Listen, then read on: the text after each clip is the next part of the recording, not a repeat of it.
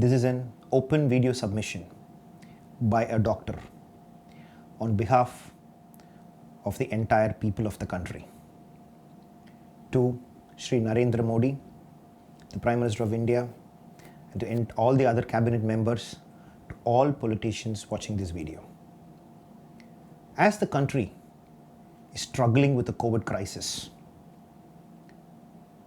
who's to be blamed?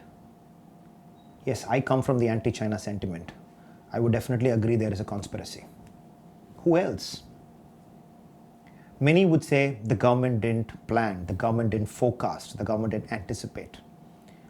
But I would not certainly concur with the thought. I would probably say it is the carelessness of the people that does play a significant role in the spread, because each one is responsible. Even with the oxygen supply not meeting the demand, remdesivir shortage, and even the vaccination shortage that is currently huge, I would still not probably blame the government, because there are so many things that's beyond the control of the government. But where could the government have done better? Over the years, investing in public health infrastructure, incentivizing the doctors who are working in the public healthcare system, so that the public healthcare system is very strong, like many other countries. So something like this, like a pandemic happens, the public is in a strong position. The public infrastructure system is so strong that they can support, which has not been done. Or how can it be done when India has spent only approximately 3% of the GDP every year? How can it is possible? Already with the GDP being one of the lowest in the whole world, with 3 to 3.5%, what is possible? All this is possible. As against a country like United States, where it is 16.9% of GDP, or a comparable country like Brazil, which is about 9% of the GDP we spent on public healthcare system. We haven't.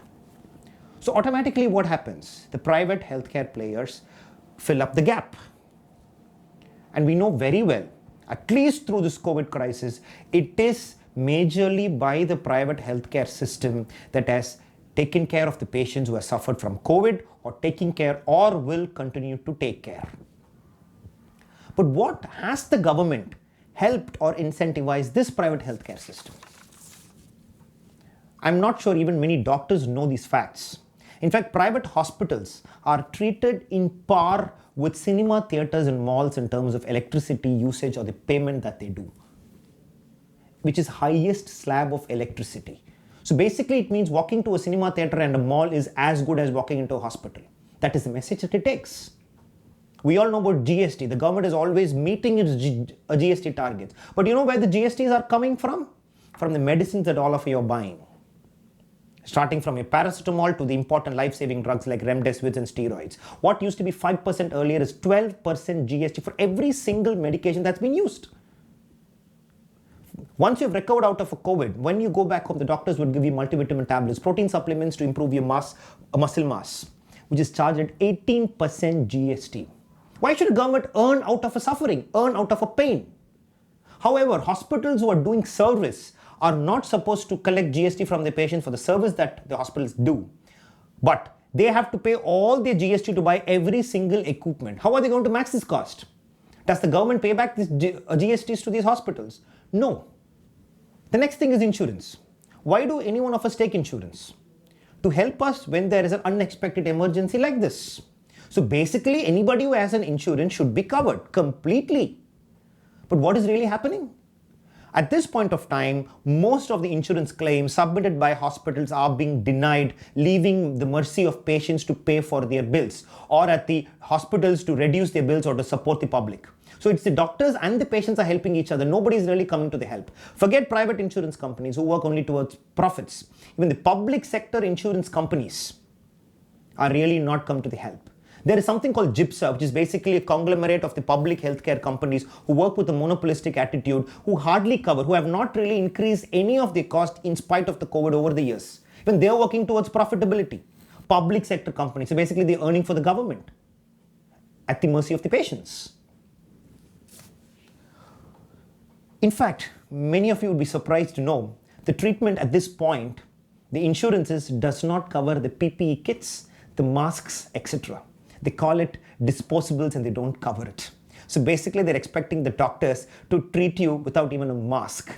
So that is the current situation for many of you watching this. So why will any doctor have to really work, both in the public sector, in the private sector, risking their lives for what? What is incentivization? This may look as if I'm a doctor supporting the doctor. Yes, partly. Okay, leave alone the doctor. Let's come to all of you, the public, the people. We all know the vaccination drive is on. All of us have to be vaccinated. When every country in the world, including the countries that India had diplomatically supported with vaccines, have been vaccinating their public free of cost. But still, India charged 250 rupees. It wasn't too high, so probably many didn't complain. But what is the current situation? We have left the states of the country at the mercy of the vaccine manufacturers to decide their own costs. So they have to procure their own. They have to negotiate the deals and you have fixed the cost. And nothing against Serum Institute or Mr. Adar Poonawalla. They have done a great job in bringing vaccines to the market. But now, reading yesterday's news that as a philanthropic gesture, he's reducing the cost of the vaccines from 400 to 300 for the states. What does it imply? You have left the states and the people of the states begging at the hands of a corporate. Why do we need a government? To help us, to support us at bad times, be it floods, be it drought, or pandemics like these. But if you are earning out of the people, earning out of the doctors, without any support back again, then what is the government really doing? Policies that we doctors and hospitals can do way better. I've always been an ardent follower, admirer of you, Shri Narendra Modi ji, and your entire cabinet. But collectively, bringing the pains of all the doctors, the suffering of the public, I fear no more.